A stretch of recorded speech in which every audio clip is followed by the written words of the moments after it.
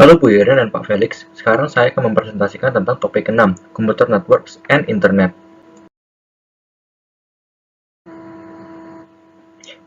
Pertama-tama, apa itu Computer Network? Nah, Computer Network adalah set of nodes. Nodes di sini bisa dari komputer, mouse, printer, yaitu barang-barang elektronik, connected via communication link. Nah, communication link bisa berupa kabel atau udara. Communication can be wired or wireless seperti saya bilang tadi. Seperti wired, contohnya adalah telepon dulu pakai kabel, dan wireless seperti laptop yang terkoneksi kepada internet, tidak memerlukan kabel untuk koneksi kepada internet. Nah, tentunya dengan jaringan komputer ada banyaknya juga impact dari computer network terhadap kehidupan kita. Contohnya dari edukasi adalah Teams, di mana kita bisa saling bertemu satu sama lain secara maya. Health terdapat mesin MRI dengan database-nya dan jaring-jaringannya. Banyak moving part di sini, pasti ada jaring-jaringan juga yang dipakai agar semuanya dapat berjalan dengan baik.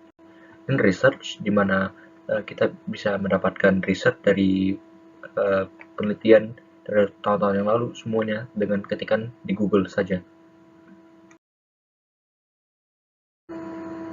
Nah, untuk basic networking concepts, kita mulai dari dial-up switch dan broadband. Nah, dial-up switch itu transfer sedikit data, jadi using analog baselines, user and ones, dan menggunakan modem, itu akan memodulasi carrier wave-nya. Jadi kalau kita pakai telepon, kita berbicara dengan gelombang-gelombang analog, modemnya akan mengkonversikan wave-wave analog itu menjadi dari yang digital. Nah, dari situ speed-nya itu bisa sampai 56 kbps per second. Sementara broadband menggunakan prinsip yang sama tapi jauh lebih cepat, sehingga menjadi pilihan utama untuk di internet. Nah, sini ada perbandingannya juga tuh dari DSL-nya tuh, yaitu use of phone line yang tadi, dan kabel modem. Ya, kita juga bisa lihat tuh perbandingannya cukup drastis DSL dan modem. Nah, lalu ini diagramnya tadi tuh kita berbicara bentuknya analog, lalu di digital representation ya, lalu kalau di encoded terlihat seperti begitu. Nah, sebuah jaringan komputer harus memiliki sebuah basic karakteristik. Ada 4. Ada fault tolerance, scalability, quality of service, dan security. Kita bahas satu persatu.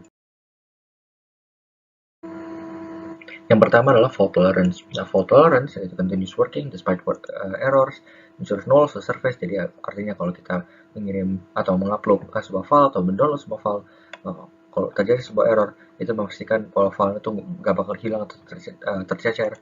Nah, finds new route if and only if optimal path is obstructed. Misalnya kita mau upload sebuah file ke server 2, tapi file pathnya obstructed, nggak boleh lewat, kita sistem akan mendetek kayak, oh kita bisa pakai upload ke server 1 dan server 1 bisa upload ke server 2. Jadi kita pakai optimal path, itu aja.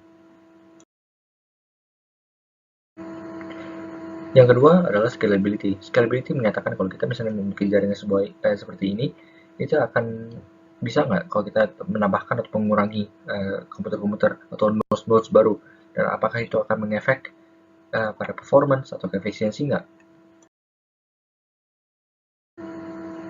Nah, contohnya seperti ini, misalnya kita tambahin 3 komputer lagi.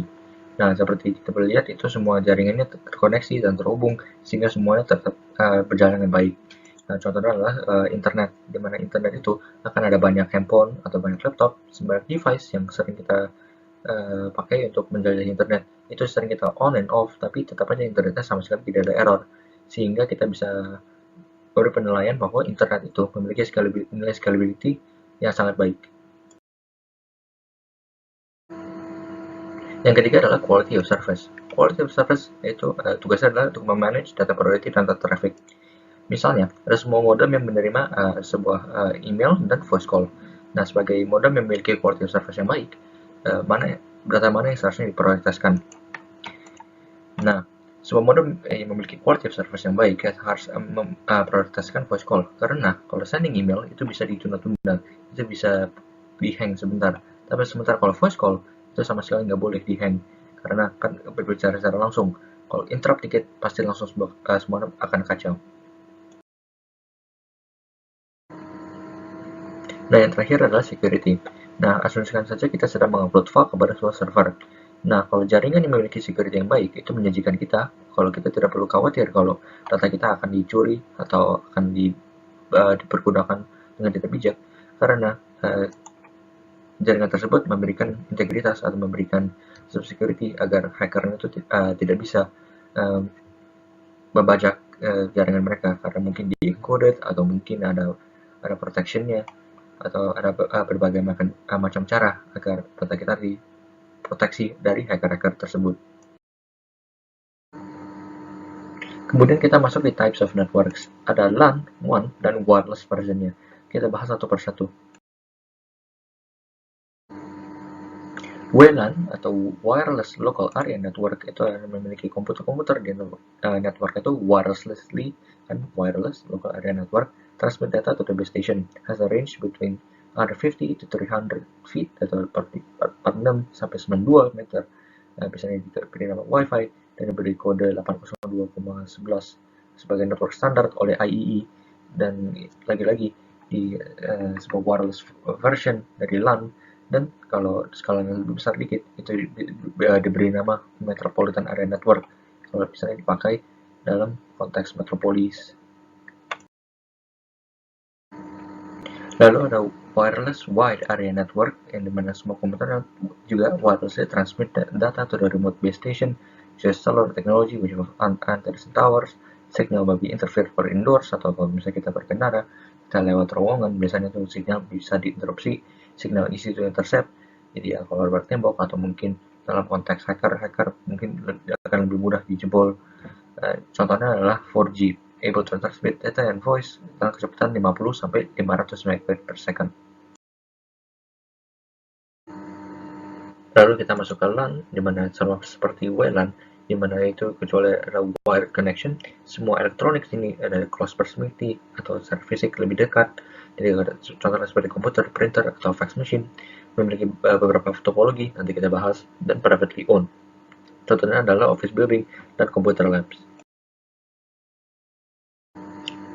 Kemudian kita masuk di WAN atau Wide Area Network, also fully wired connection, sama seperti WAN, cuma wired, sama seperti LAN, juga seperti elektroniknya located at greater distances, dedicated point-to-point lines, dan store and forward packet switched. Nah, contohnya adalah seperti ini, point-to-point, semua ada point-to-point, dan packet switch with fault tolerance, jadi packet switchnya itu kirim paket, cuman ada fault tolerance, jadi kalau misalnya satu kabel putus atau satu kabel error, bisa pakai kabel lain. Sekarang kita masuk di protokol. Nah, protokol adalah standard set of rules for device communicating. Dan TCP/IP, protokol itu memiliki 5 layer. Internet Society yang pushes the limit, standard feature, kita mau feature apa yang sebagai standar, dan pushes the limit, mau apa yang kita kembangkan. Lalu pada grid industry standard, jadi dimanapun kita berada, asal kita punya jaringan, kita bisa akses internet. Nah, tadi kita bilang ada 5 layer. Ada 1 physical, 2 medium access control, 2 logical link control, dan 3 network, 4 transport, dan 5 application. Kita bahas satu persatu. Layer pertama adalah physical. Nah, physical memiliki banyak peraturan for exchanging data across a physical channel. Pertama adalah know how long a bit is on the line, when the form of the bit itu digital atau analog, 0 atau 1 yang direpresentasi, know what the shape of the connector between the computer and the transmission line, dan mengemulasikan sebuah bit pipe yang digunakan untuk dari other layers. Ya, seperti contoh bit pipe-nya itu, contohnya adalah modem, kabel modem DSL dan 4G seperti kita bahas tadi slide awal. Nah, DSL di sini adalah proses of using old telephone copper wire to transmit digital data. Dalam TCP/IP, layer 2 dipecah jadi 2A dan 2B. Nah, tapi kalau kita lihat di OSI layer, semuanya dijadiin satu aja di data link protocol. Nah, data link protocol itu ensures a reliable transmission of bits, error detection and correction, determines which bits belongs to what message, framing, memiliki 2 parts, dibagi 2, and has a purpose of creating a virtual error-free message pipe. Messages go in one end and comes out in the other form, jadi bentuknya sama sekali nggak berubah. Lalu ada medium access control, di mana itu adalah rules for communicating on shared lines atau berbasis contention based protocol. when the node was to send a message, jadi dia akan mengeluh proses listen to the line, jika kalau kosong, baru dia upload filenya. Kalau ada collision atau satu file nabrak dengan satu yang lain, itu akan tunggu random amount of time, baru dia kirim lagi. Nah, dari sini prosesnya itu every node itu punya equal chance untuk transmit. Jadi sehingga nggak ada master atau host bottleneck. Contohnya adalah Ethernet. Nah, di sini kita bisa lihat grafisnya atau gambarannya.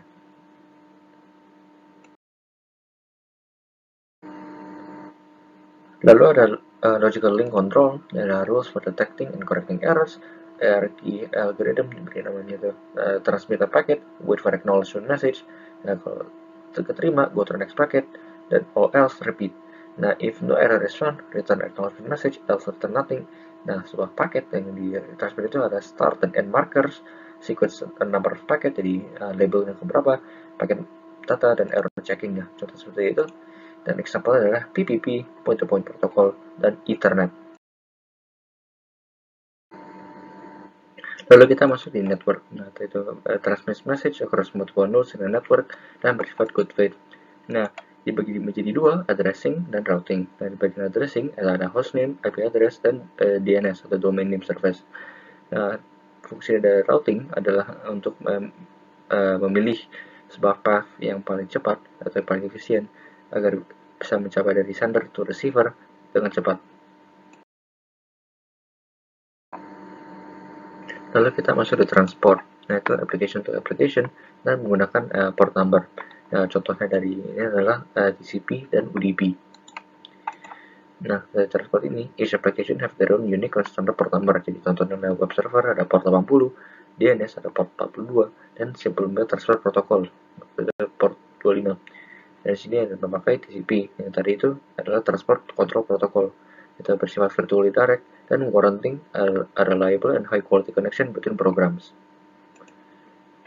Seperti kita bisa lihat sendiri diagramnya seperti ini yang maksudnya virtually direct.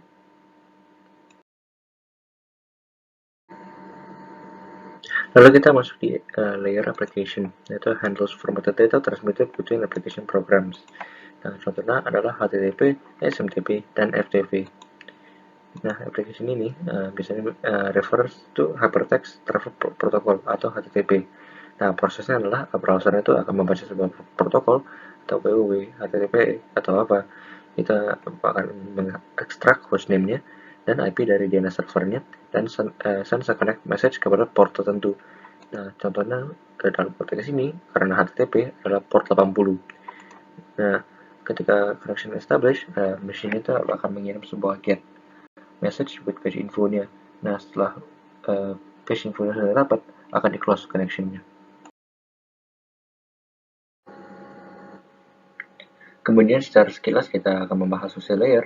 Pertama-tama dari physical layer, jadi misalnya ada sebuah message yang akan dikirim kepada orang lain.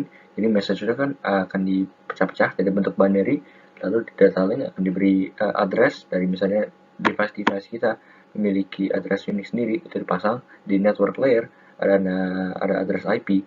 Nah, sedemikian rupa lalu dibentuk sehingga pada layer 7 akan dibuka lagi dan akan dilakukan sebuah sum check apakah message itu masih utuh, apakah itu masih benar. Dan kalau sudah benar, subjeknya sudah selesai, baru akan dibuka lagi agar sehingga benda-benda ini tadi itu diganti lagi menjadi bahasa yang dapat dimengerti oleh manusia. Nah, ini adalah semua sumber-sumber yang saya telah pakai dalam pembuatan PPT ini. Terima kasih Bu Ira dan Pak Felix karena telah mendengarkan presentasi ini. Tuhan memberkati.